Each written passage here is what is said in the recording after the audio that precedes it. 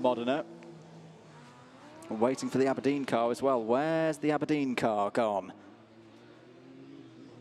Can't hear it.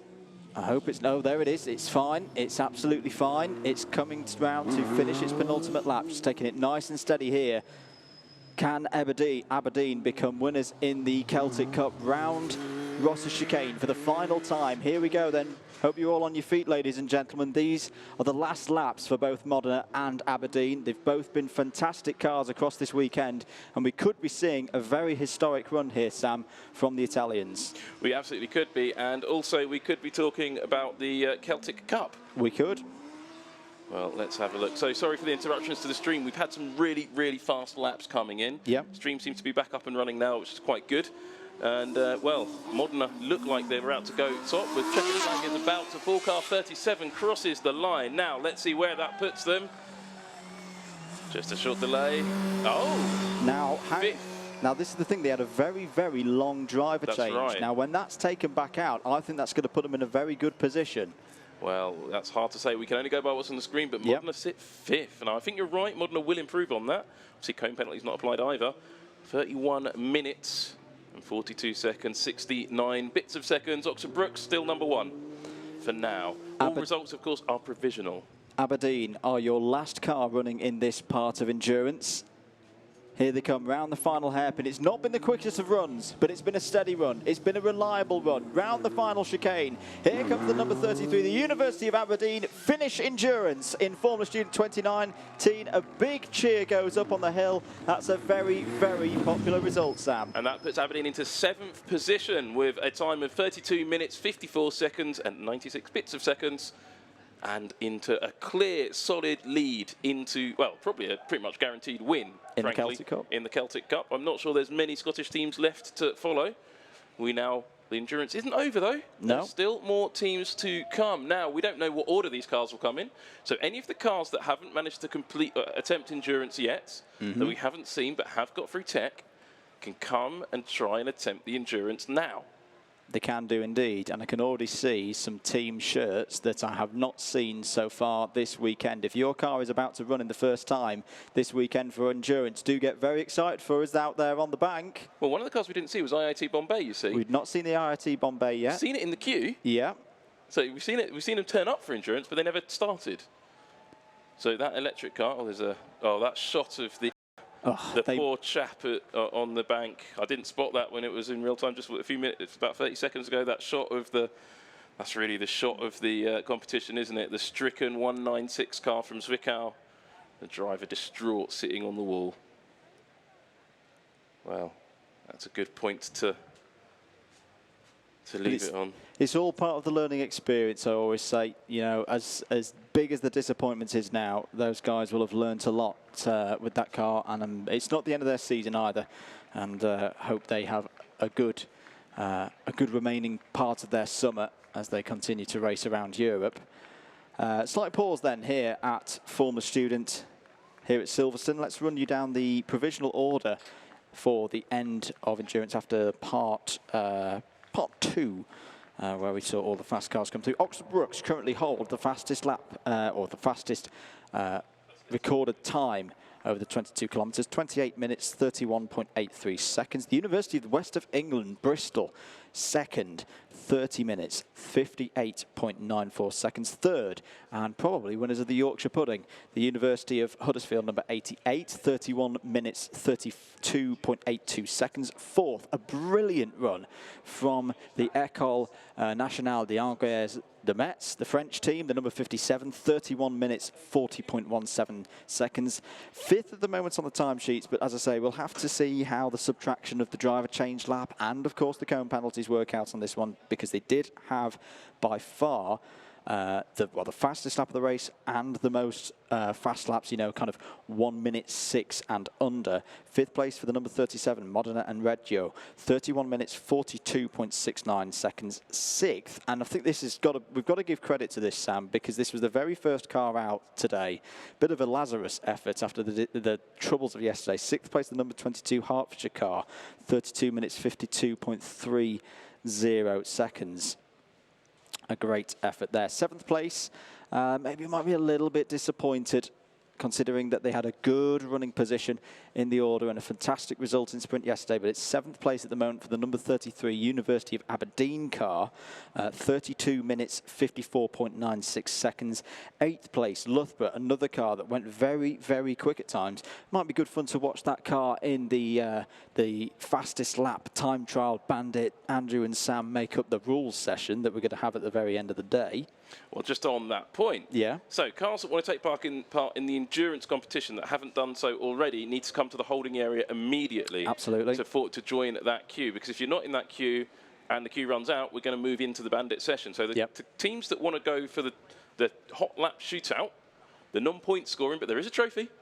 If they want to go for that extra session on track, they can run an additional driver as long as they're past tech. They can run the car how they like. It's up to the teams. As long as you're past tech, you can do what you like in that sense. 10 laps, fastest lap counts. That session, they need to be queuing up in the pit lane. But if you want to be running an endurance, you need to be in the holding area. You need to come to the holding area gate and line up to attempt the endurance. So those teams need to join the queue immediately.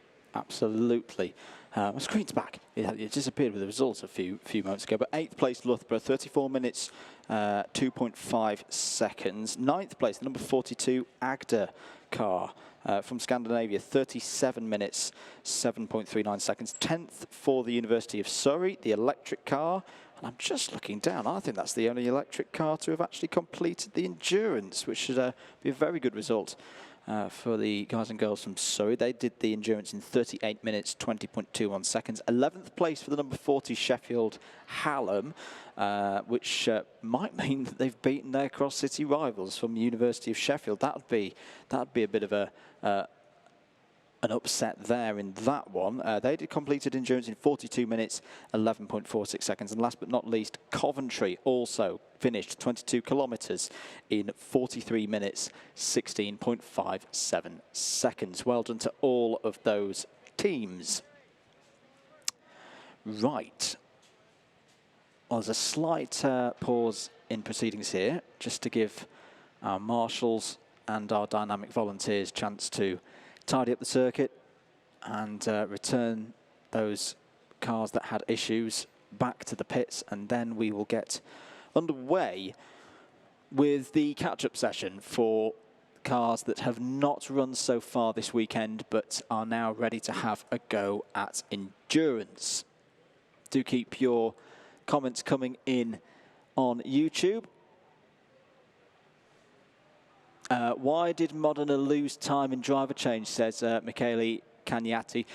Don't know officially at the moment, but might have been a situation where, you know, in the panic of the event, that the driver belts weren't quite done up or something of that description. But yeah, we'll have to wait and see, as normally driver change laps get deducted back out of the time, and it was a 7-minute lap 12 in effect for Modena. So once that's taken out, if it's taken out in full, I think they're going to be quite a way ahead of Oxbrooks, but that remains to be seen.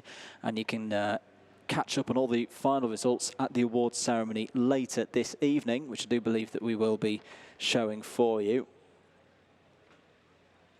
Danny Brudner asks, how about Bath? The number 61, I don't think we saw. No, we didn't. So the University of Bath car has not been running well this weekend, if I'm being honest, but hopefully they will be in this next session. And if they can get through, that would again would be similar to the Hertfordshire effort earlier. Very, very good result for them if they can get through. When will MMU go? MMU unfortunately retired. They've already had their go at endurance. They retired after I think about 16 laps. But a great effort from them this year. Vastly improved team. They've finished in endurance before, but I think that's been their strongest car so far. And I hope they keep that concept together and come back in 2020 to have another go at that.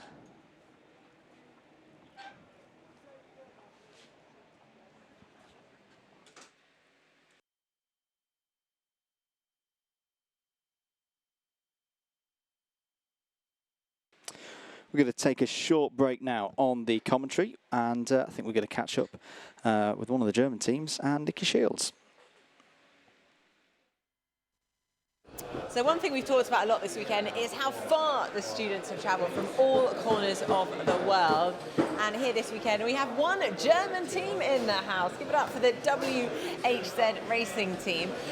Guys, how's it going? You've done pretty well so far. If I've got this right, you won the skid pad event.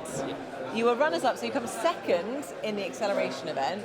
And you're also through to the finals in the business strategy and... no, in the engineering design. Engineering design, and there was one other good result as well. Maybe won the sprint event. So. And maybe won the sprint event. This event is running up this time and not finished, but currently we have the fastest lap time so far. So fingers crossed. Yeah, fingers crossed. So far, it's been a good day in the office. Yeah. Talk us through, your experience of being here this weekend. What is it like being a contestant in the Formula Student? Oh yeah. I mean, Formula Student is one of the best and competition in the world. Many students from all over the world, and that, I mean, different levels of engineering compete against each other, and especially here on that world famous track in Silverstone is quite nice. Have you guys been to Silverstone before? Yeah, for me it's the third time. Yes, and for me it's the first time. Yes, but for the team it's maybe we are since 2000. I mean, between 2008 or 9, I'm not really sure, but something around that 2 years. Until 2016, we was every year here in Silverstone, and then for 2 years not, but. This year again participate, and we hope that we will next year be here again. Absolutely. So how do you rate your chances in the competition then? Do you think you might be celebrating with a win? Looking forward for the other looking events. Forward to the endurance tomorrow, hoping to get the best out of it, and yes, should be fine. Is the endurance one of the most challenging parts of the weekend? Having to drive for 45 minutes nearly? I mean, for tomorrow there are more than 400 points to gain, and of overall 1,000 points you can maximum gain on the whole event, but tomorrow are only over 400. So looking forward for tomorrow. Yes, we hope that we have a nice place in the endurance event, that we have a good overall place of the event. Yes. Absolutely. And have you managed to sort of catch up? Because obviously the brilliant thing about this event as well, it's a great networking opportunity, to share your experience, to meet other peers from the engineering world. Have you managed to make friends with any of the other teams? Yes. Or are they just competition? No, it's always one of the best things to have the conversation with all the other teams, especially the many British teams that are here. Yeah. And for me, it's one of the biggest experience to speak with all these other teams. So what would be the goal? What's your dream job? Do you want to be a Formula 1 race engineer, or have you got your hopes set on something else? Dream jobs. I mean, motorsport is the best thing you can do. Yes, we are all here to get nice contacts to motorsport. Yeah. So I think that's a dream job. Yeah. So who would it be? Which race team? Sebastian Vettel? No, I'm not sure. I'm not sure now. So if you had a favourite Formula 1 team, who would it be? It's tricky, that question. I'm more the guy who likes Porsche, so they're not in Formula 1. Ah, okay. Well, you have to start watching Formula E because Porsche are joining next year. Yeah, looking forward to that and see what they can reach. I mean, after their LMP1 wins, it was quite impressive. Yes, 2 weeks before we were at a Porsche pre-event in Weissach, near Stuttgart, and there we saw some parts of the Porsche Motorsport Centrum, and it was a very nice experience. So it's a very great job there. Okay. Yeah. So you guys have got your eye on pass all the technical and safety tests before they move on to the next stage.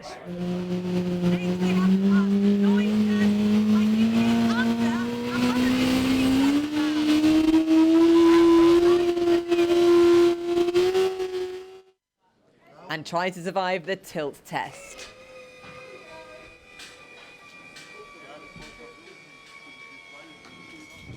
The second part of the competition is the dynamic event, and that's made up of a number of different challenges. The sprint, which takes place here right on the track, the skid pad, followed by the acceleration tests, endurance and fuel efficiency. There's a grand total of 1,000 points up for grabs over the course of the weekend.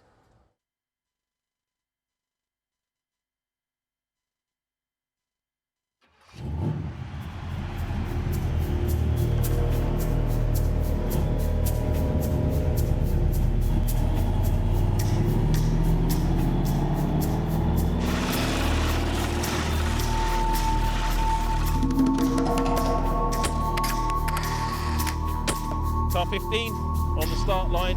Won the championship overall 2 years ago. Real turn up for the Fox, very popular team.